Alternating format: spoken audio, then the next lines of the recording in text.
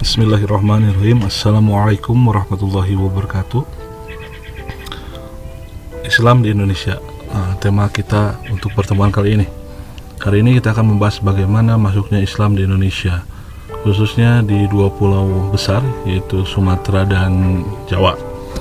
Nah, kenapa dua pulau itu? Karena pertama kali Islam datang adalah di dua pulau besar tersebut sebelum menyebar ke seluruh Indonesia. Dan perlu diingat, pada saat itu nama Indonesia belum ada. Hanya bagian pulau-pulau yang sekarang menjadi bagian wilayah dari NKRI. Oke, sebelum kita memasuki pembelajaran, kita harus memahami betapa pentingnya sejarah itu. Apalagi isu-isu sekarang ini menyebutkan bahwa sejarah akan menjadi pelajaran pilihan, atau bahkan mungkin akan dihilangkan dari tingkat SMA atau SMK.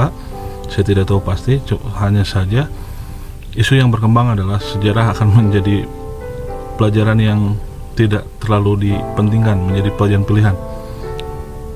Secara pribadi saya anggap itu berbahaya, karena begitu pentingnya kita belajar sejarah. Di sini saya kutip pendapat George Santayana, ya. Those who do not learn history are doomed to repeat it.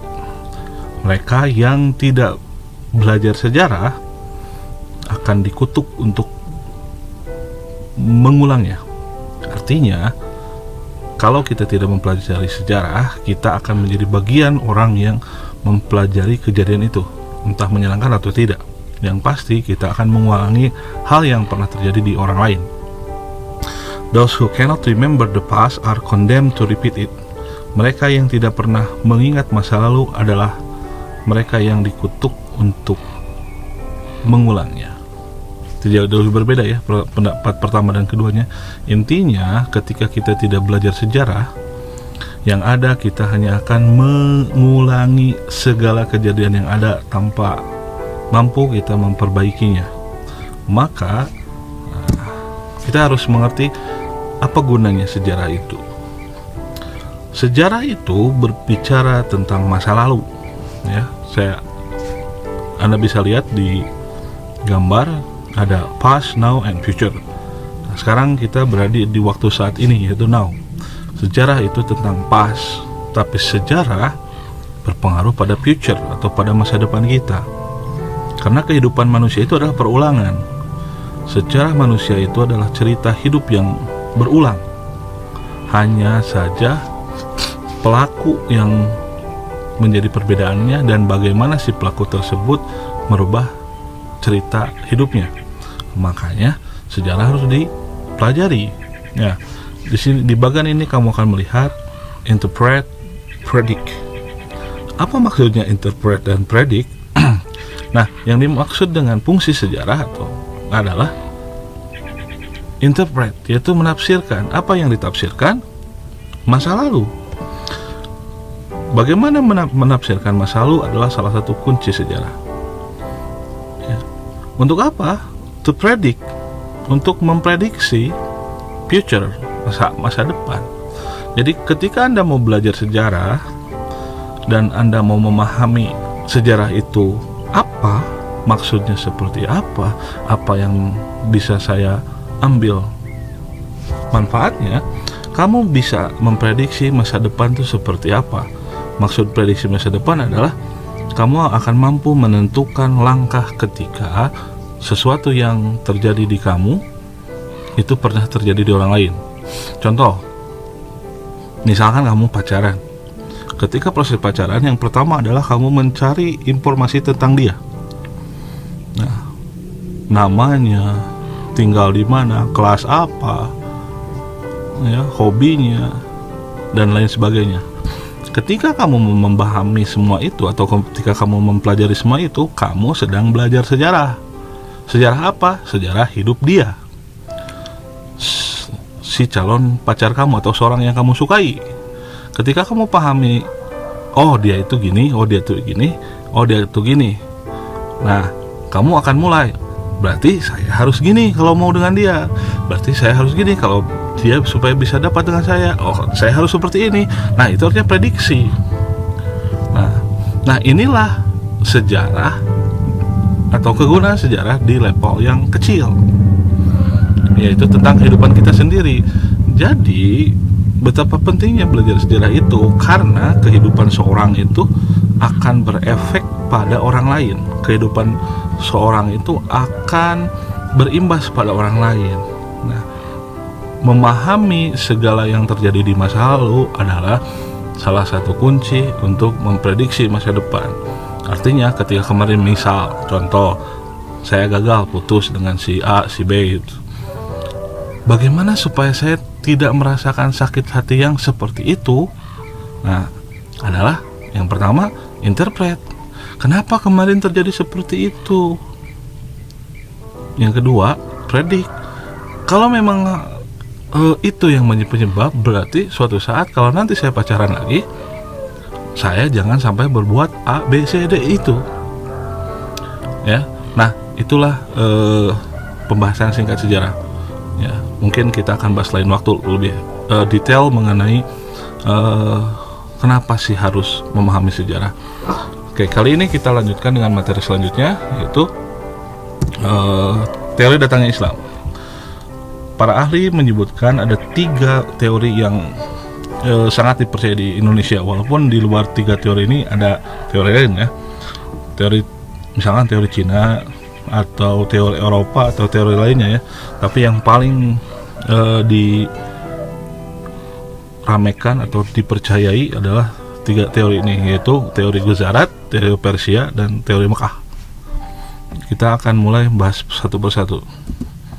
Pertama, teori Gujarat.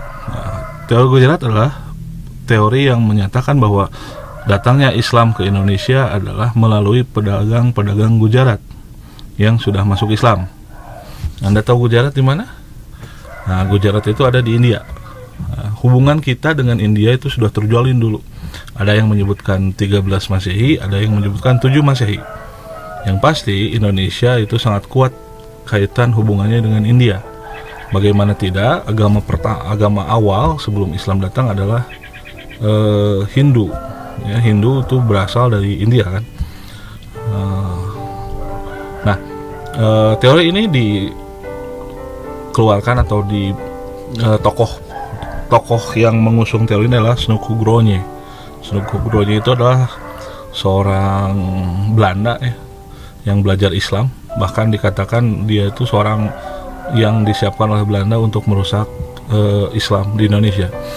Nah, kenapa muncul teori Gujarat? Satu, memang Indonesia dan India itu sudah terjalin perdagangan sejak dahulu, bahkan sebelum Islam ada gitu. Nah, yang paling utama dari teori Gujarat adalah karena kurangnya fakta yang menjelaskan peran bangsa Arab dalam proses Islamisasi.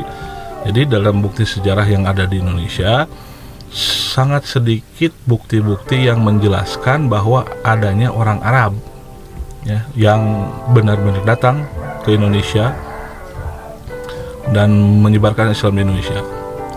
Yang kedua, adanya hubungan dagang antara India dan Nusantara yang telah lama terjalin.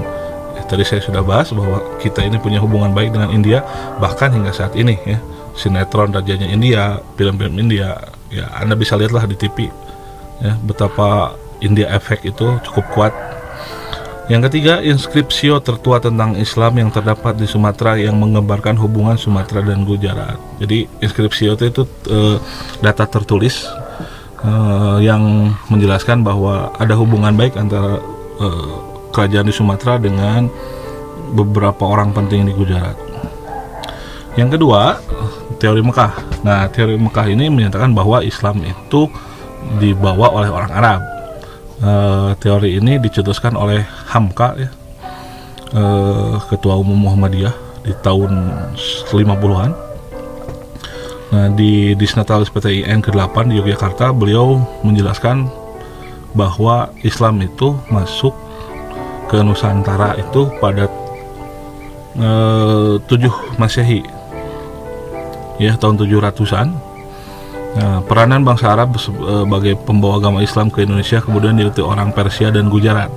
Jadi menurut beliau itu yang pertama datang ke Indonesia adalah bangsa Arab, kemudian diikuti oleh bangsa Persia dan Gujarat.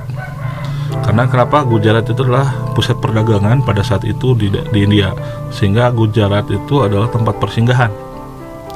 Gujarat adalah jika kita andaikan kalau di tahun sekarang adalah Singapura, di mana semua negara, semua perdagangan ekonomi itu selalu lewat Singapura.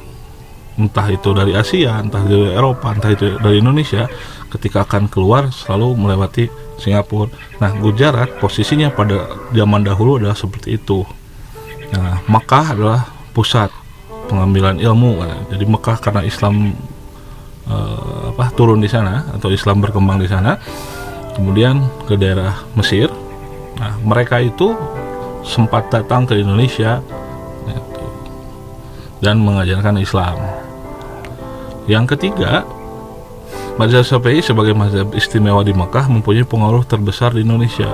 Indonesia paling banyak bermazhab Syafi'i atau Syafi'iyah, yang diwakili kalau organisasi adalah NU. Nah, sebagai bukti ini yang menjadikan dasar bahwa Islam itu sudah masuk ke Indonesia di tahun 700-an. Namun untuk bukti tentang ini masih kurang, sehingga banyak yang meragukan teori Mekah, walaupun Buya Hamka menjelaskan secara gamblang bahwa Islam itu datang di sekitar abad ke-7. Nah, teori yang ketiga adalah teori Persia. Teori Persia itu kalau sekarang Iran, Irak. Nah, teori ini dikemukakan oleh Husain Jayadiningrat. Menurut Husain Jayadiningrat, Persia singgah di Gujarat pada abad ke-13.